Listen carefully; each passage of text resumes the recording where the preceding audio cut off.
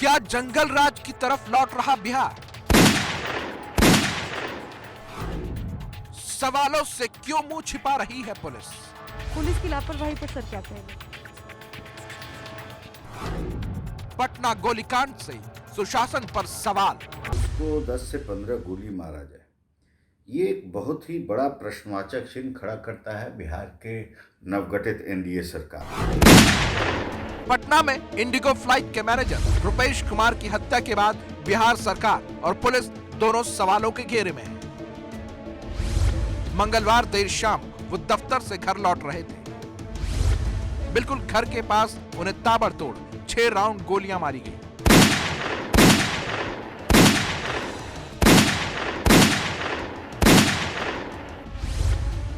गोली लगने के बाद उन्हें पास के पारस अस्पताल ले जाया गया, जहां डॉक्टरों ने उन्हें मृत घोषित कर दिया।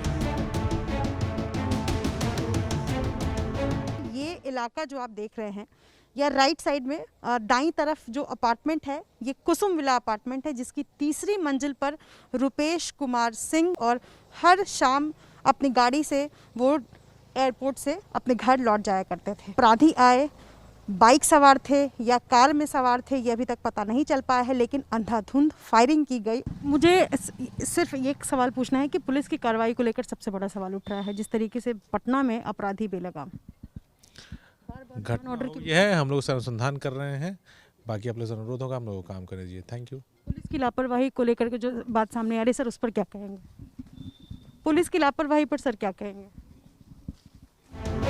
पुलिस की लापरवाही पर सर क्या कहेंगे? पुलिस भले अपनी नाकामी पर पूछे गए सवालों से भाग रही हो, लेकिन हैरानी की बात है कि जिस जगह पर रुपेश कुमार की हत्या की गई, वहां से पुलिस मुख्यालय महज 2 किलोमीटर की दूरी पर है।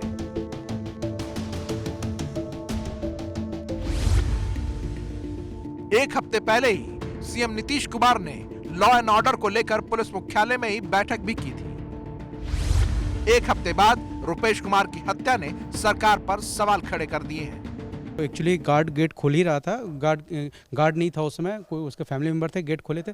तब तक पता चला कि वो जो रुपेश जी हैं उन गेट अपने सीट पे लेटे हुए हैं। क्या यहाँ पर कोई सीसीटीवी कैमरा है?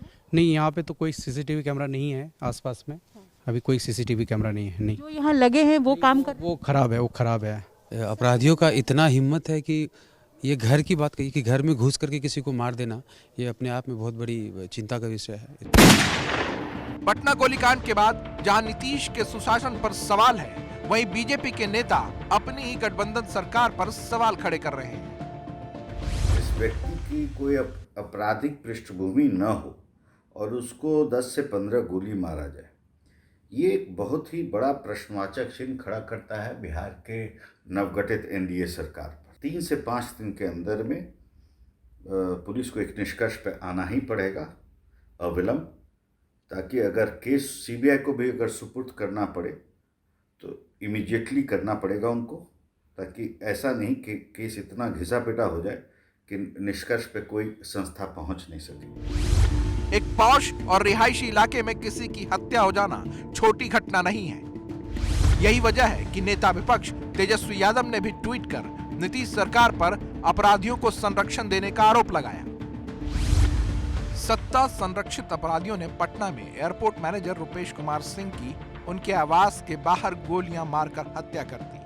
वह मिलनसार और मददगार स्वभाव के धनी थे। उनकी असामयिक मृत्यु से बहुत दुखी हूँ। भगवान उनकी आत्मा को शांति प्रदान करे। बिहार में अब अपराधी ही सरकार चला रहे हैं। ऐसे बिहार की वेबसाइट पर दर्ज आंकड़े बताते हैं 2020 में जनवरी से अक्टूबर के बीच हर दिन करीब 9 हत्याएं, जबकि 5 रेप केस सामने आए।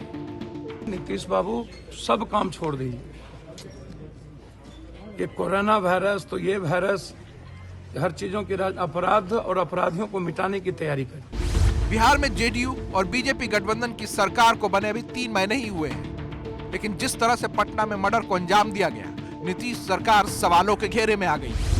ऊपर से पुलिस का हत्याकांड के सवालों से भागना आने वाले दिनों में लोगों का सुशासन से भरोसा उठाने की ओर संकेत दे रहा है।